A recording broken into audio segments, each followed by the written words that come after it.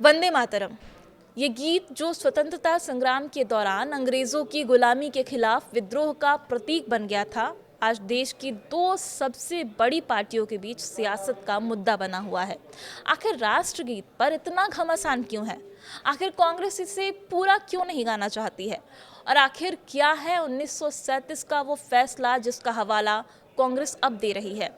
इस वीडियो में हम वंदे मातरम पर जारी पूरी सियासत और इसके पीछे की वजह को समझेंगे। नमस्कार, मेरा नाम है जूली और आप देख रहे हैं न्यूज़ 18 का डिजिटल प्लेटफॉर्म। 1875 में बंगाल के महान रचनाकार बंकिम चंद्र चट्टोपाध्याय ने इस गीत को रचा था और इसमें भारत देश को माँ की उपमा दी गई थी। दरअसल जो गीत का शीर्षक है वंदे मातरम, इसका शाब्दिक अर्थ है हे माँ, मैं तुम्हें नमन करता हूँ, यानी भारत माता को नमन करता हूँ।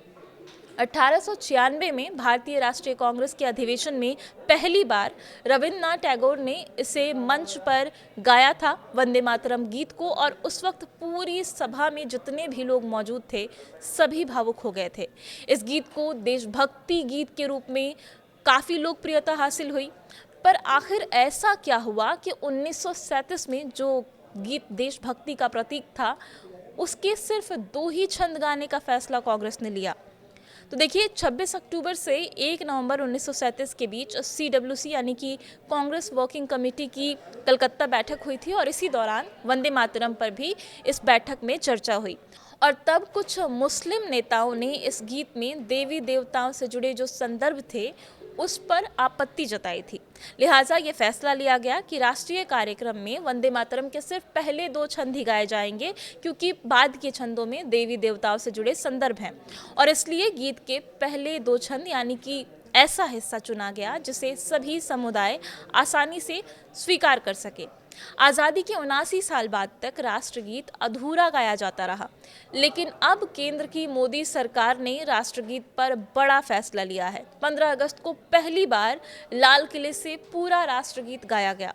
गृह मंत्रालय ने इसे लेकर नोटिफिकेशन भी जारी कर दिया है कि वंदे मातरम के पूरे 6 छंद जो कि ओरिजिनल रचना है बंकिम चंद्र जी की, वो आधिकारिक संस्करण है और राष्ट्रगीत के पूरे संस्करण को ही गाने का निर्देश भी गृह मंत्रालय की तरफ से जारी किया गया है। 2026 में एक कानून भी बना इसे लेकर के और इस कानून में भी यही कहा गया है। हालांकि अगर अधूरा गीत कोई गाता है तो वो अपराध है या फिर नहीं, इसको लेकर के कोई स्पष्ट उल्लेख नहीं किया गया है, ना ही उस नोटिफिकेशन में और ना ही कानून में। हाँ, लेकिन जानबूझकर राष्ट्रगीत गायन रोकना या फिर राष्ट्रगीत गा रही सभा में रुकावट डालना, ये अपराध ज़रूर बताया गया है। बहरहाल, ये तो हो गई वंदे मातरम की बात और अब बात करते हैं इस पर जारी सियासत की। तो देखिए, एक बार फिर से कांग्रेस ने कहा है कि वो 1937 में जो फैसला लिया गया था कांग्रेस CWC की तरफ से, उसी फैसले को मानेगी और राष्ट्रगीत को पूरा नहीं गाएगी, जबकि जो पहले 2 छंद है बस उसी को गाएगी।